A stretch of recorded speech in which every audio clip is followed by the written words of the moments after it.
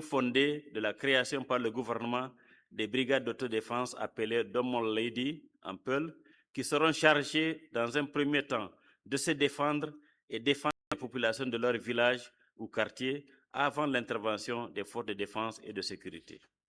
Ce système d'autodéfense, une fois bien organisé et bien encadré par les FDS, saura éviter tout abus et sera d'une grande efficacité dans la lutte contre l'insécurité dans notre pays.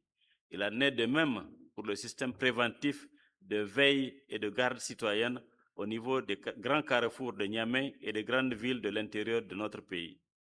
Ce système doit être encouragé et renforcé car il contribue non seulement à dissuader les infiltrations terroristes et djihadistes, mais aussi à dénoncer les complicités internes et toute velléité d'agression d'où qu'elles proviennent.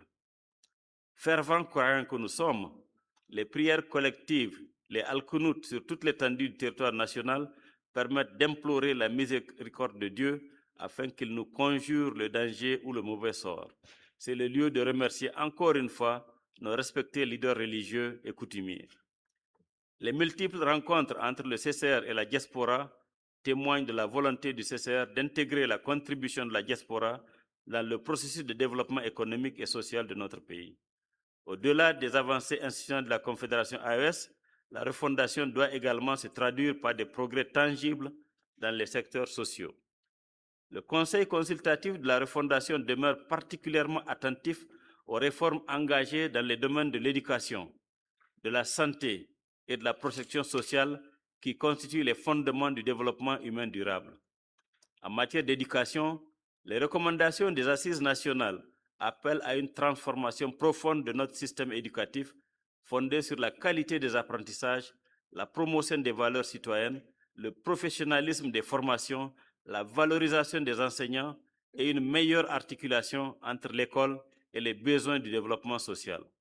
De même, le renforcement du système national de santé, l'amélioration de l'accès aux soins et la protection des couches les plus vulnérables demeurent des priorités auxquelles le Conseil continuera d'apporter sa réflexion et ses propositions.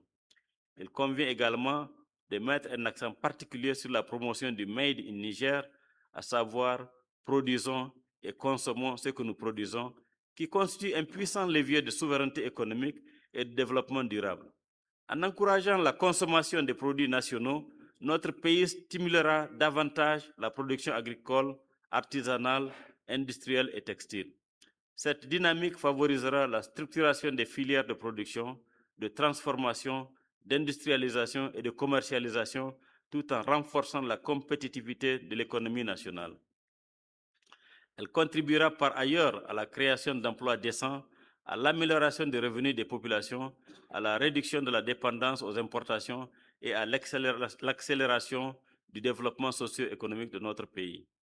Mesdames et messieurs, l'ordre du jour de notre session comporte une série de communications du gouvernement au Conseil consultatif de la refondation sur plusieurs thèmes prioritaires pour notre pays, à savoir 1. La politique énergétique nationale et les projets structurants. 2. La réforme énergétique, l'accès à l'électricité et les producteurs indépendants. 3. Les perspectives de l'autorité de régulation du secteur de l'énergie pour les 4 prochaines années. 4. La production, le transport et la distribution de l'électricité par la Nigélec. 5. Le projet de création d'un système intégré, digitalisé, de gestion des agents de l'État et le retour à une fonction publique harmonisée et fondée sur l'équité. 6. La recherche agronomique et les innovations agricoles. 7. L'adaptation au changement climatique. 8. Les réformes institutionnelles en cours dans le domaine de l'éducation. 9. Les investissements structurants et l'attractivité économique. 10. La réforme en cours dans le secteur de l'enseignement supérieur. 11. La réforme de l'Agence nationale des allocations de bourse ANAB. 12. La situation des emprunts du Niger à la Banque mondiale et au Fonds monétaire international. Il reste évident que chacun de ces points fera l'objet d'une communication par le ministre en charge, suivi de débats intenses et enrichissants au niveau des commissions. Ces débats doivent ressortir toutes les opportunités, tant d'ordre institutionnel qu'économique et social, toutes les opportunités qui sont de nature à contribuer à l'amélioration des conditions de vie des populations à travers une meilleure gouvernance. Ces opportunités feront l'objet de recommandations pertinentes à soumettre au gouvernement à l'issue de la session. Connaissant la volonté et la détermination des uns et des autres, je ne doute pas un seul instant que les objectifs visés seront atteints. Je voudrais à ce niveau exprimer avec une profonde émotion et une sincère reconnaissance au nom de l'ensemble des membres du Conseil consultatif de la refondation et à mon nom propre, nos vifs et chaleureux remerciements à son Excellence, Monsieur le Premier ministre, à Monsieur le ministre d'État, ministre de l'Intérieur et de la Sécurité publique et de l'administration territoriale, le général de division Mohamed Toumba, aux membres du Conseil national pour la sauvegarde de la patrie, ainsi qu'à l'ensemble des membres du gouvernement. Nous exprimons notre profonde gratitude pour votre accompagnement constant, votre disponibilité permanente, votre écoute attentive et votre esprit d'ouverture qui ont toujours favorisé un cadre de dialogue, de concertation et de collaboration constructive avec le Conseil consultatif de la Refondation.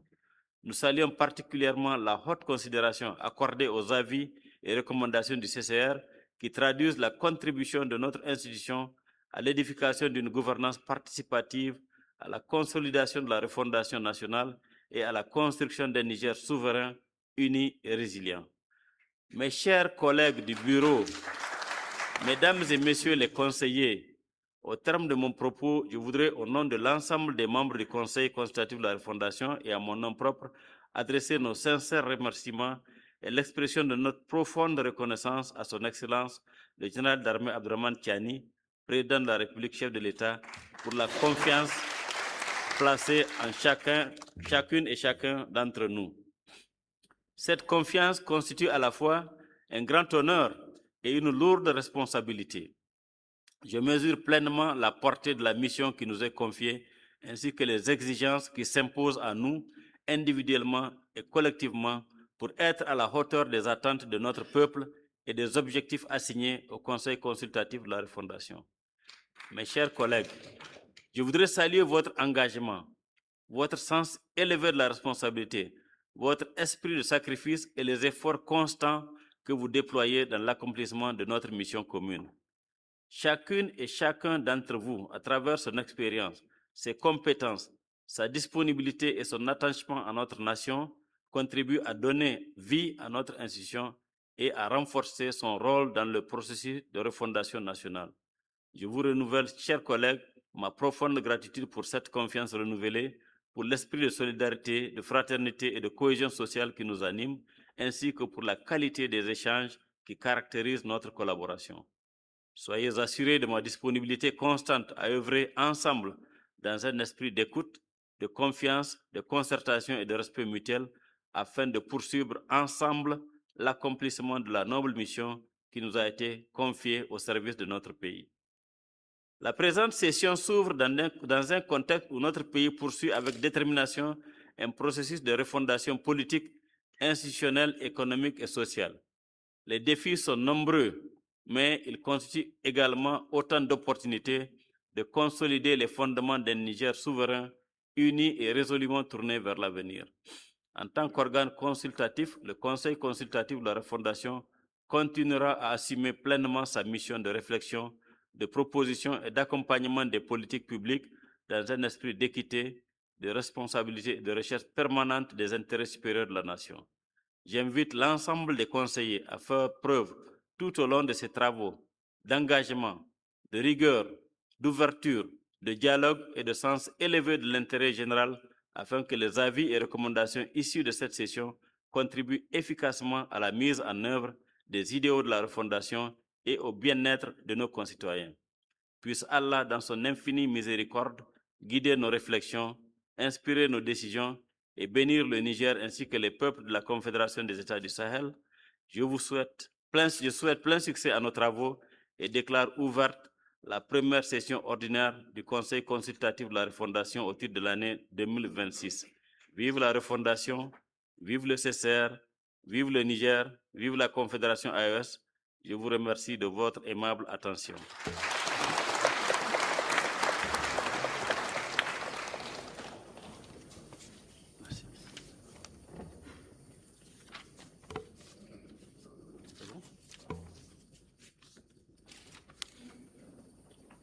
Excellences. Mesdames et messieurs, distingués conseillers, distingués invités, nous sommes à la fin de la cérémonie d'ouverture de la première session ordinaire de notre institution au titre de l'année 2026.